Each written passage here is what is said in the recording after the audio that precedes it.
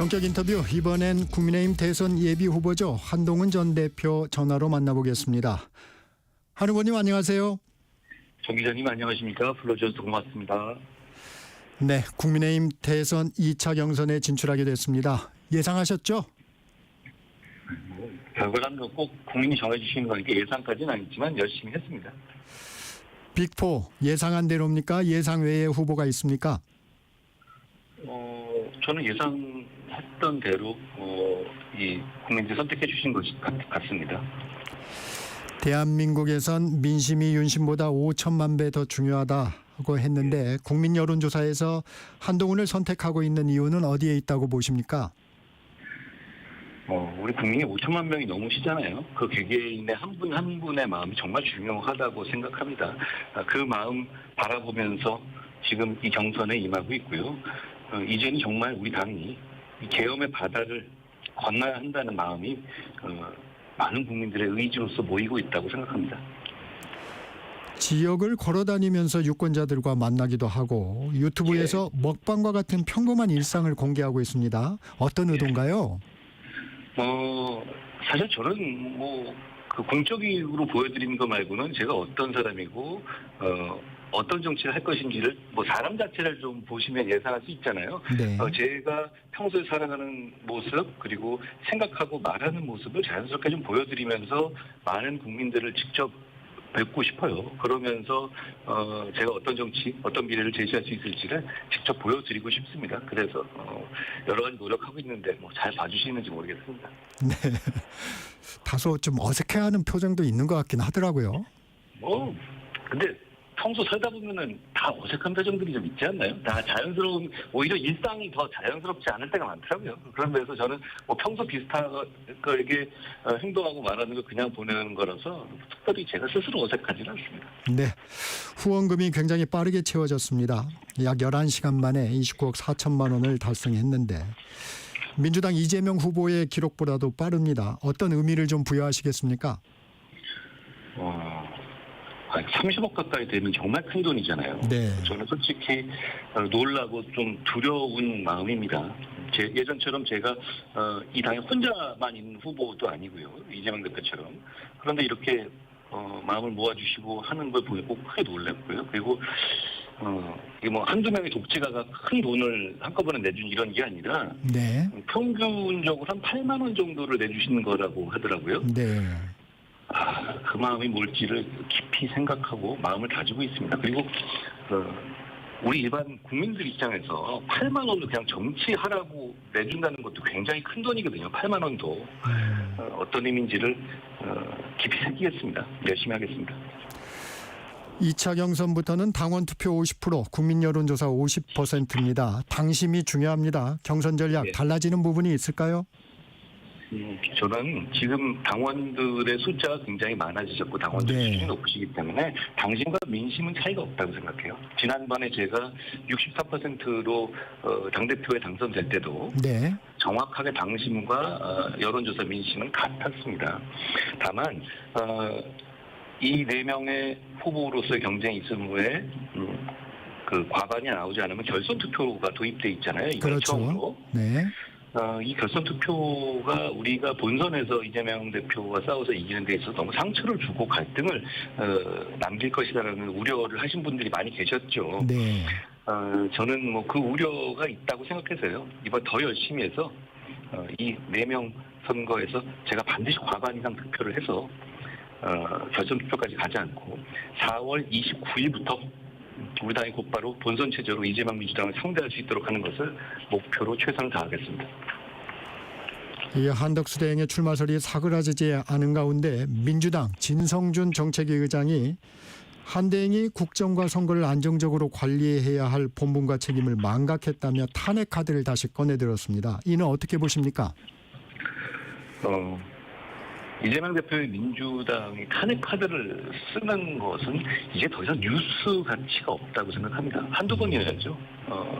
그럴 정도로 이 탄핵이라는 정말 핵무기 같은 헌법의 장치를 이렇게 희화시킨 것에 대해서 대단히 유감스럽게 생각합니다. 한덕수 대행은 지금 관세전쟁의 상황에서 이 국익을 지키기 위해서 집중하고 계시고 그래야 네. 한다고 생각합니다. 네. 정치 현안 살펴보겠습니다. 한덕수 권한대행이 한미 관세 협상을 지휘하고 있습니다. 민주당에선 최종 결론을 내서는 안 된다. 새 정부에 넘겨야 한다고 주장합니다. 한 후보의 생각은 어떻습니까? 민주당에게 이렇게 말씀드리고 싶습니다. 누가 주인공인지가 중요합니까? 이 관세 전쟁에서 주인공은 대한민국 국민입니다. 그것만 생각하자는 말씀을 드립니다. 결과적으로 전략적으로 우리가 뒤로 미루어야 될 상황도 생길 수 있어요. 네. 상대가 있는 게임이니까요. 그렇지만 그거 우리가 주인공 해야 돼 이렇게 유치하게 굴면 안 됩니다. 즉 국민을 위한 정치 해야 되지 않겠습니까? 네. 정부 추경안 12조 원 규모입니다. 민주당은 15조 원 규모는 돼야 한다. 지역화폐 예산이 포함돼야 한다. 주장합니다. 민주당의 주장 어떻게 보십니까? 추경은 지금 필요하고요. 지금 국민들께서 너무 고통받고 계세요. 특히 계엄 이후에 정말 장사 안 되셨고 그게 회복도 잘 안 되고 계시더라고요. 제가 며칠 전에 대구 서문시장, 포항 죽도시장, 효자시장 등등을 돌아봤는데 정말로 어려우시더라고요.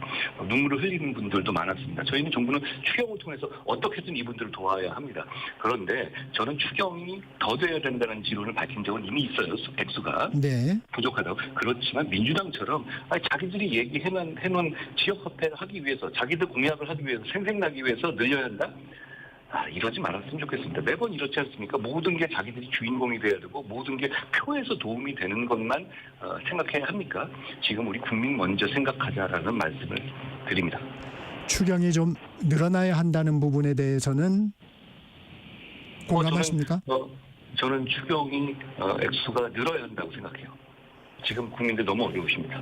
네. 그리고 추경을 통해서 이 경기를 부양하고 필요한 조치를 할 때는 할 때 좀 강하게 해서 그 효과를 보일 수 있게 해드려야 합니다. 네, 윤석열 정부의 의료개혁 실패했다는 평가입니다. 정부의 핵심 정책이었던 의대 증원을 원점으로 회귀했습니다. 의료계와 정부 간 신뢰도 깨진 상황입니다. 이 문제는 어떻게 풀 수 있을까요? 잘 아시겠지만 이 문제는 제가 해결하기 위해서 대통령과 큰 어떻게 보면 이 갈등 상황을 빚으면서까지 나섰던 사안입니다. 기억하실지 모르지만 네. 지금 현재 저는 작년 8월에 당대표가 된 이후에 기존의 올해 증원부는 그대로 가고 다음 해 증원분에 대해서는 의료 교육이 정상적으로 돌아갈 수 없기 때문에 0으로 하자. 그래서 다시 의견을 모으자. 이런 의견을 냈는데요. 결과적으로는 그 당시에는 여러 가지 반대들이 있었고 제가 공격을 받았지만 네. 제가 말한 대로 지금 일단 이 현재 수습되어가고 있는 국면 같습니다. 저는 의료 문제는 정말 어려운 정책이에요. 왜냐하면 국민의 생명과 건강이라는 절대적 가치에 연결되어 있거든요. 그렇죠. 그러니까 논리적으로 이게 어떻다 다 얘기하다가도 갑자기 그럼 국민의 생명과 건강이 지금 즉시 지금 이 시점에서 위협받으면 어떻게 할 거냐. 이 허들을 넘을 수가 없습니다. 결국은 대화해야 합니다. 그리고 전문가들의 얘기를 더 듣고 널리 들었어야 해요. 저는 2,000명이라는 숫자를 못 박았던 것 부분이 정말 아쉽다고 생각해요. 제가 이 문제 때문에 윤 대통령과도 강하게 제가 문제 제기한 적이 여러 번 있었고 네. 특히 지난 4월 총선 당시에서는 이 문제를 유연하게 가야 한다고 강력하게 정말 충돌에 이를 정도로 문제 제기했던 상황이었는데요. 네. 결과적으로 이 과정에서 많은 사람들이 불편을 겪고요. 국민들이 불안해하시고 또 의료계에서도 정부에 대한 신뢰를 잃게 된 상황에 대해서 대단히 안타깝게 생각합니다. 그렇지만 아까 말씀드린 것처럼 국민의 생명과 건강에 관한 문제잖아요. 우리 모두 머리를 모으고 해결해야 합니다. 결국 대화입니다. 이게 사회적 합의라는 게 그렇게 쉽지만은 않지 않습니까? 여야 의정을 제가 제안했었고 출범되기도 했었죠. 네. 결국은 모두의 양보가 필요합니다. 지금 감정적으로 서로 닫혀 있는 부분이 있어서 대화가 어렵거든요. 저는 대화하는 데 있어서 이 대화의 창구라든가 사람들이 바뀌어야 된다고 생각해요. 그러니까 이미 마음이 흩어진 정부 쪽 인사들이 이 문제를 계속 기존의 주장에서의 앙금을 가지고 얘기를 하게 되면 저는 이 문제가 해결되기 어렵다고 생각해요. 그러니까 새로운 마음으로 서로 전향적으로 접근할 수 있는 새로운 대화 채널, 대화의 사람들이 구성돼야 하지 않나 생각합니다. 이제 곧 대선이 있지 않습니까? 네. 자연스럽게 그런 방향으로 사람이 바뀌고 서로 이해할 수 있고 서로를 이해할 수 있는 사람들끼리 대화할 수 있도록 해야 할 것 같습니다. 한동훈 후보의 공약도 점검해 봅니다. 성장하는 중산층 시대를 열기 위해서 전국에 5개 서울을 만들겠다. 5대 메가폴리스 전략을 발표했습니다. 어떤 비전입니까? 지금까지 서울 수도권 집중 문제가 대한민국의 큰 문제 중에 하나였잖아요. 네. 그런데 이걸 해결하기 위한 방식이 균등한 지방 지원, 공기관을 내려보낸다든가 네. 한 공기관은 여기 보내면 다른 쪽에서 얘기하면 이쪽 보내고 지원금을 내려보내고 균등하게 내려고 이런 방식이었거든요. 그런데 네. 결국은 실패했습니다. 이런 방식으로는 그 지역에 있는 시설들만 좋아지지 실제로 일자리가 늘어나거나 그 지역에서의 특성을 강화한 경쟁력이 생기지가 않아요. 저는 네. 제가 말씀드린 5대 메가폴리스는 중앙정부 차원에서 단순한 분산이 아니라 전략적인 집중으로 역사적으로 오히려 집중으로 풀어서 한마디로 전국에 5개의 성우를 만들자는 겁니다. 그래서 제대로 된 산업 유치, 그리고 살고 싶은 정주 환경의 조성, 그리고 첨단 인재를 육성하자는 거예요. 그래서 이걸 저는 공약에서 대통령의 워룸에서 직접 챙기는 미래성장 2개년 계획을 하겠다라고 말씀드린 바 있어요. 국토 인프라를 종합 200 2개년 계획 역시 그 워룸에서 같이 진행하려고 해요. 그런데 구체적으로는 이렇게 설명드릴 수 있을 것 같아요. 네. 그 지역이라든가 몇 가지 메가폴리스를 대도시를 중심으로 만들고 그 지역을 규제를 그 지역에 하나서 푸는 이 방식으로 가겠다는 겁니다. 예를 들어서 AI를 하겠다는 메가폴리스가 있다면 네. 해야 되는 AI는 핵심은 결국은 데이터입니다. 데이터는 그런데 지적재산권이나 개인정보보호법의 제약에 크게 묶여 있어요. 그런데 그 지역에 한해서는 그 개인정보보호법을 이 규제 프리존을 만들어서 아예 풀어주겠다는 겁니다. 이게 좀 과감한 발상이긴 합니다만 영국에서도 이런 데이터의 규제 프리존을 이미 시행하고 있거든요. 네. 지금은 그런 방식으로 했었을 때는 지금은 우리가 기업을 어떤 지역에 내려보내려고 할 때 기업을 설득하고 압박하고 좀 가주고 이래야 되잖아요. 네. 그런데 그 지역에서만 할 수 있는 이런 한마디로 말해 화끈한 특별한 규제 혜택이 있으면 기업들은 내려갈 겁니다. 그리고 그 지역에다가 그 기업에 있는 사람들이 자녀를 교육을 제대로 할 수 있는 교육 여건이라든가 이런 부분까지 계속 붙여주는 거죠. 그런데 지금까지 이런 거 왜 안 했냐 그러면 안 하진 않았어요. 그런데 지자체 차원에서 이걸 하게 되면 이런 규제라든가 이런 문제는 중앙정부에 집중되어 있잖아요. 대한민국은. 이런 정책을 펼 수가 없습니다. 그러니까 5대 메가폴리스를 만들겠다는 정책을 중앙정부의 핵심 정책으로 만들겠다는 겁니다. 저는 이걸 성과를 낼 수 있다고 생각합니다.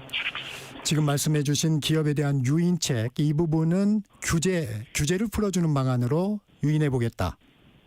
근데 그 규제가 지금까지 다르게 몇 가지 아주 발전 등록을 해놓고 네. 파격적으로 바꾸고 그 지역에 한해서 푸는 겁니다.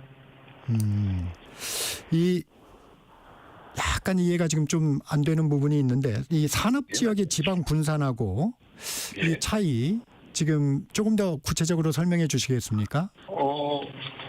이런 얘기죠. 지금 서울과 경쟁할 수 있는 도시들을 만들어야 돼요. 네. 미국 같은 경우는 필라델피아나 워싱턴이나 뉴욕이나 LA나 수도는 분명히 있지만 조금 다른 의미에서의 경쟁을 하고 있거든요.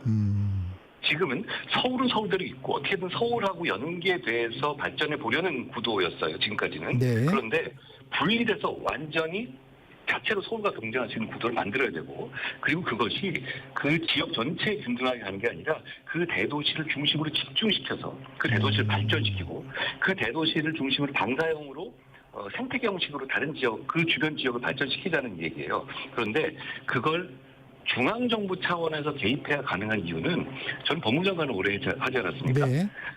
지방에서 굉장히 많은 지자체분 장들이 법무장관이나 다른 장관들 방문해서 이거 해달라 이거 해달라 요청을 해요.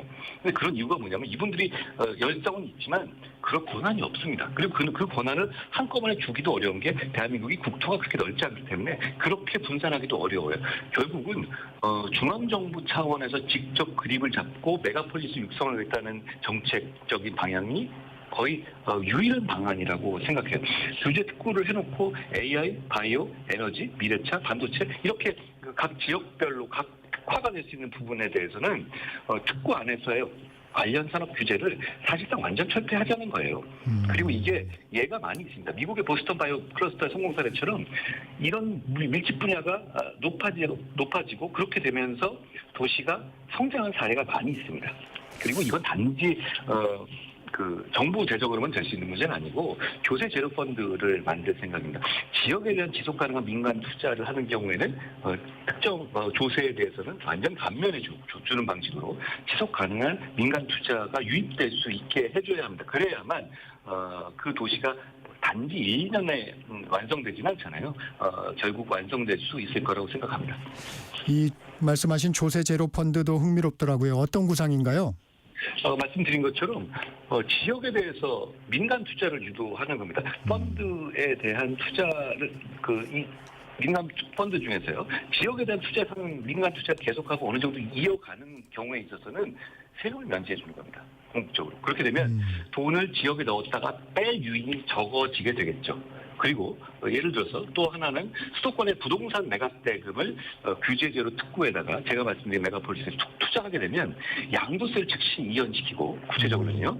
5년 이상 투자 시에는 양도세를 50% 감면 10년 이상 투자 시에는 양도시 전액 면제 혜택을 주겠다는 겁니다. 이렇게 되면 이 펀드가 돈을 넣어서 중간에 사실 돈을 메가폴리스에 넣었다가 바로 빼버리면 그 발전이 어렵잖아요. 사실 돈이 그렇게 돌면. 그렇게 하면서 펀드 수익의 세금 역시 면제해서 민간이 메가폴리스의 지속적인 투자를 유도하겠다는 겁니다. 네, 이 거점이 되는 5곳의 위치 관심이 높습니다. 언제 공개가 되는 건가요? 그냥 정치와 표만 생각한다면 이걸 이렇게 미리 얘기할 수는 있겠습니다만 그것부터가 지금 정교하게 들어가야 되는 겁니다. 그러니까 대략 지역 분사만 해가 던진다 이게 아니라 어디를 해야 과연 우리가 목표로 하는 이런 성과를 거둘 수 있을지를 정교하게 판단하고 지역의 얘기를 듣고 정하겠습니다. 제가 대통령이 되면 미래성장 2개년 계획을 하는 워룸에서 이 문제부터 시작할 겁니다. 네. 지난해 22대 총선 때 한 후보가 국민의힘 비대위원장이었을 당시에 국민의힘에서는 김포시의 서울 편입을 통한 서울 메가시티를 당론으로 추진했다가 동력을 잃은 적이 있습니다. 이 부분도 다시 검토될 수 있는 건가요? 당연합니다. 그 당시가 어떤 표만을 노리고 얘기했던 얘기가 아니라 결국은 지금은 전 세계는 메가시티가 커지고 그리고 그 주변이 그 영향으로 함께 발전하는 이런 시대잖아요. 그 과정에서 김포는 특히 길게 이어져 있지만 사실상 서울 생활권이에요. 그리고 주민들도 많이 바라고 계시고 저는 그렇게 결국은 이 지역의 거버넌스 문제는 주민들의 의사를 반영하는 것이 대단히 중요하다고 생각합니다. 민주당 후보들이 세종 행정수도 공약을 내놓고 있습니다. 국민의힘에서도 국회 이전과 대통령 제2집무실을 조속히 건립하겠다 이렇게 공약을 했는데 한동훈 후보도 동의하시나요? 국회 세종 완전 이전은 바로 제가 총선 때 공약했던 내용이죠. 네. 건물까지. 그리고 당시 제 기억으로는 야당에서는 그거 헌법 개정 필요한 거냐 이런 식으로 좀 오히려 딴지를 거시는 분들이 많았던 걸로 기억해요. 제 약속에는 변함이 없습니다. 국회 분원이 이전하는 방식으로 가면요 결국 제대로 이전 안 됩니다. 우리 그거 경험해서 알고 있잖아요. 결국 숫장성 형식으로 쓰일 거예요. 아무리 건물을 멋지게 줘도요. 완전 이전해야 합니다. 국회 세종 완전 이전은 제 총선 때 공약이고 그 약속이 지금도 변함이 없습니다. 여의도 시대를 마감한다는 의미도 있고요. 그런데 이재명 대표 말하는 행정수도는 중요한 모순점 한 가지가 있습니다. 저는 행정수도 이전 자체를 반대한다는 의미가 아니라 결국 이건 개헌 사항이에요. 그렇죠. 2004년에 헌법재판소 결정에 따르면 개헌이 필요해요. 그런데 이 대표나 민주당은 극구 개헌에 대해서는 말하기 꺼려하면서 이런 건 툭툭 던진단 말입니다. 과연 이 얘기를 믿을 수 있을까요? 게다가 최근에 말이 계속 변하고 있어요. 처음에는 뭐 다 내려간다고 했다가 뭐 그건 아니라고 하고 다시 그러면 뭐 논의해보겠다 이런 쪽으로 말이 변하고 있는데 이재명 대표가 말이 계속 변화해 오는 정치인이긴 하지만 행정수도나 이런 이 지역의 영향이 큰 정책을 발표할 때는 책임 있는 말을 하셔야 한다고 생각합니다. AI 3대 강국 진입을 위해서 200조 투자를 공약했습니다. 예. 민주당 이재명 대표도 100조 투자를 공약했는데 200조, 100조만 좀 머릿속에 들어오는 것 같아요. 서로 공감대를 형성하는 부분인가요? 아니면 차별성이 있는 건가요? 지금 상황에서 미국의 스타게이트에서 800조를 투자하고 있고요. 지금은 AGI 시대 인공지능의 정말 세계를 지배하는 시대가 3에서 5년 사이에 정말 완성된다고 합니다. 그러니까 우리가 이 시대에 적응해야 될 어떤 시대적 사명을 띠고 있는 것이죠. 그렇다면 파격적인 지원이 필요합니다. 파격적인 지원이 필요하다는 그런 생각을 민주당도 갖고 계시다면 그건 서로 다행스러운 일이라고 생각해요. 디테일의 문제겠죠. 그런데 민주당의 이재명 대표는 엔비디아 같은 기업을 키워서 30%를 국민들한테 돌려주자. 이런 얘기를 하고 계시잖아요. 저는 이 생태계와 기업을 제대로 이해하지 못하면서 위험한 생각을 갖고 있구나 이런 생각을 했습니다. 정교해야 합니다.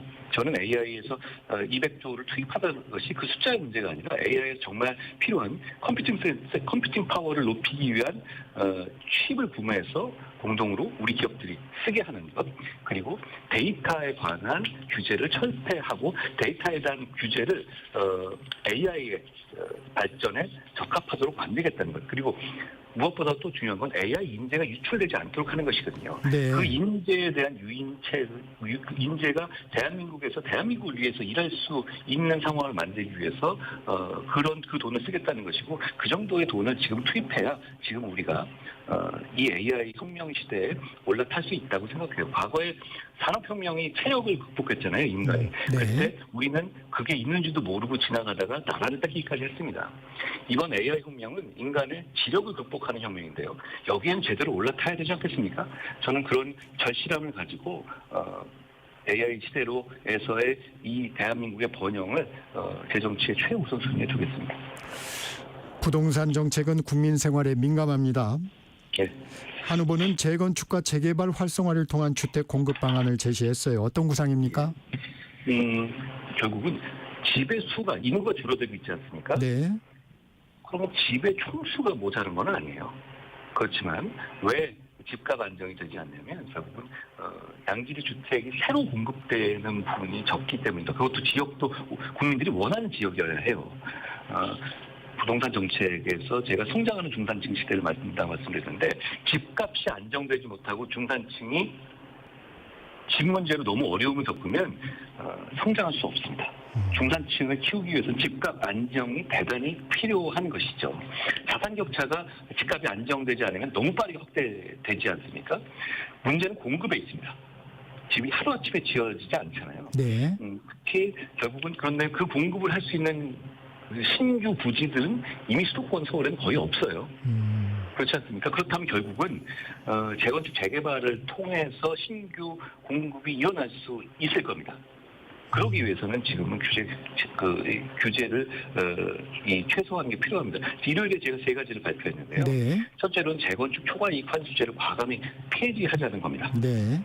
둘째는 용적률과 건폐율 상환을 완화하자는 겁니다. 지금 용적률 체제가요, 2000년에 만들어진 거예요. 24년 전에. 25년 가까이 됐죠. 그때와 지금 상황 많이 다르지 않습니까? 충분한 주택 공급 위해서 용적률 상향 불가피합니다. 세 번째로는 신도시의 재건축 공공기여금도 조정해서 적극적으로 재건축 지원해야 합니다.